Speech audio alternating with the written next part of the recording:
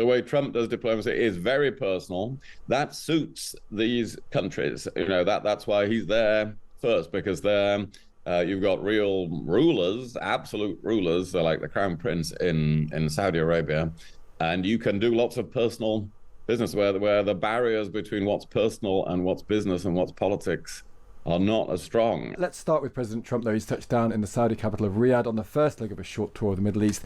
He'll meet the Crown Prince Mohammed bin Salman. He's done that already. They've sat in a meeting room in the airport. Then he'll go to Qatar and the UAE later in this week. But what's it for? Middle East peace negotiations seem to be taking a backseat this time to some potentially big money deals. William, you've been around foreign delegations, foreign affairs, how foreign nations interrelate with one another. What do you make of Donald Trump's mission over the next 3 days? Is it all about the bling, do you think? Well, there's a lot about the bling. I mean, there's just been this outrageous thing of him accepting an aeroplane, one of the most expensive airplanes in the world, from Qatar. Whereas this country, and as far as I'm aware, the United States have very strict rules against doing that, so that you don't have a conflict of interest in dealing with a foreign country. So there's definitely a lot of this about bling, but also a lot will be about the economic and technological ties between the US and the Gulf states. They are going in a really big way, countries like Saudi Arabia and the UAE, into AI and production of parts of the semiconductor supply chain. So they need the United States and the big tech companies for that. The United States needs to make sure they're good allies. So I think there will be a lot about that, about the future of the economy. And then it is very personal, as we can all see. The way Trump does diplomacy is very personal. That suits these countries. That's why he's there first, because they're you've got real rulers, absolute rulers, like the Crown Prince in Saudi Arabia, and you can do lots of personal business where the barriers between what's personal and what's business and what's politics are not as strong as they are in Britain or Western Europe. Or in America for the preceding 100 years, potentially. I mean, what's interesting is that quite Arab way of thinking about it, if you have also an absolute ruler where the enriching of the ruler is part of the enriching of the country, those lines are blurred.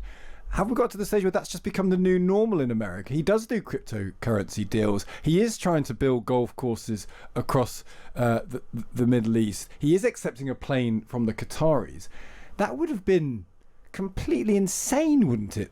10 years ago, 20 years ago, but it's become normal. Yes, it would have been insane. This is a huge shame. It's a very dangerous thing that's happening in America, the blurring of the line between public and private. It invites corruption. It was always upheld strictly. When I was foreign secretary, I ended up with 2 whole rooms in the Foreign Office full of all the things I'd been given that I wasn't allowed to accept. Because if something was worth more than £150, you weren't allowed to accept it. So literally roomfuls of stuff accumulated. And I know it was the same on the other side, because if I was going to give something to Hillary Clinton, for instance, when she was my counterpart, I tried to make sure it didn't cost very much, so that she could keep it. So just a small token of a personal gift. The idea that you could give somebody a plane costing hundreds of millions of dollars was just off the scale, just unthinkable. So this is very bad for the conduct of public office, and it will lead to distorted decision making where government decisions are made for the sake of private wealth. And America was meant to have moved on from that a couple of 100 years ago. Can you remember the best or worst gift you exchanged with Hillary Clinton? Now you've got me thinking. Well, her successor, John Kerry, gave me some cowboy boots, typical American thing, which said WH on the side. And I remember the American ambassador said it took us so long to find a cow that had WH.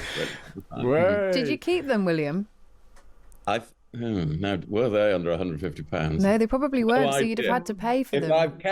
If I have kept them, I don't know where they are. That was my next question. Yeah. Can we please see them? You will not find me walking around London in my cowboy boots, if that is what you were hoping for. That's very much right. The thought of you in a dressing gown and some cowboy boots is very... Why a dressing gown? I don't know. Just a sense of the ridiculousness. I don't know why I say these things. Kezia, do you remember a time when... Pull it back, Stig, come on. I can't. I've let it go. I think he's done. I've let it go too much, as ever. There was a time, Kezia, when morality and how one deals with Middle Eastern countries, absolute monarchies like Saudi Arabia, was actually a real pressing global discussion. That discussion has slipped. I suspect it would also slip in this country as well, that the pressing need for billions and billions of dollars of investment. Saudi Arabia has re-established itself on the world stage because it's rich, and people, Western governments, including ours, like wealth above all everything else now, don't they? I suspect.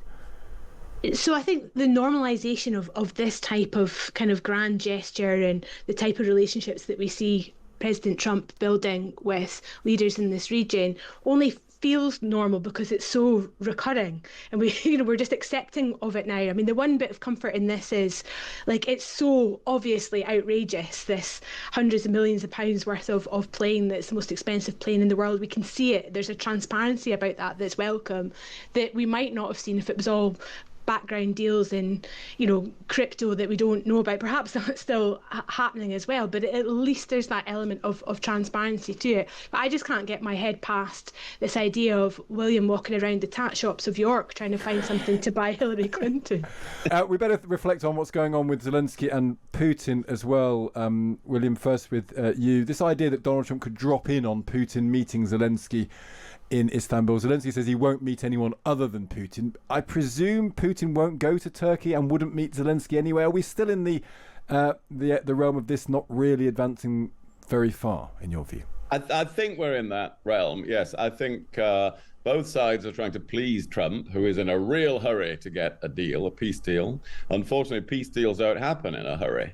It can take months of negotiation and a negotiator saying, well, I'm not going away, I'm going to stick at it. Whereas the United States is saying, no, we need to do it quickly, and we are going away. We will walk away if you don't agree. Well, to people who don't really want to agree, of course, they're just going to wait until America walks away.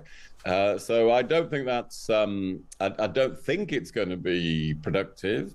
And I think what's more, a sudden meeting between leaders of warring countries is very rarely productive. That would, to be of any use, that would have to be preceded by some very extensive talks between intermediaries who develop a trust between each other.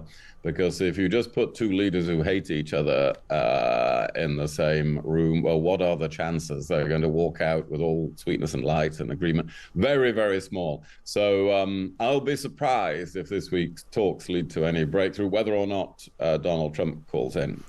And you wrote a column about your skepticism of Trump's relationship with Putin, which actually does rest slightly on this question of gift giving. There's a recurring theme here, William, because Putin sent him a portrait of himself, didn't he?